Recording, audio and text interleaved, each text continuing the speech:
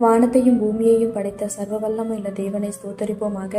இரவு முழுவதும் கண்ணின் மணி போல பாதுகாத்து இந்த புதிய நாளை காணும்படியாக பிப்ரவரி 26ஆம் தேதிக்குள்ளாக நம்ம ஜீவனோடு மீட்டு கொண்டு வந்த தேவனுக்கு நன்றி செலுத்துவோமா? பரிசுத்தமுள்ள எங்கள் நல்ல தகப்பனே, ஸ்தோத்தரிக்கிறோம், துதிக்கிறோம் ராஜா.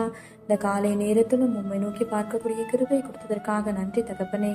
அப்பா, அந்த நாளிலும் உங்களுக்கு பிரியமில்லாத எந்த காரியத்தையும் செய்யாதபடி உங்களுக்கு பிரியமான பிள்ளையை வாழ உதவி செய்யுங்கப்பா.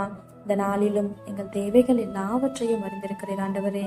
அதன்படி எங்கள் தேவைகளை சந்தித்து நாங்கள் சோர்ந்து போகாதபடி உங்களுடைய வார்த்தை கொண்டு எங்களை பலப்படுத்துவீராக ஆண்டவரே. இந்த நாளிலும் நாங்கள் யாரையும் குறை சொல்லாம, யாரையும் குற்றப்படுத்தாமல் வாழ எங்களுக்கு கற்றுத்தாங்க ஏசப்பா.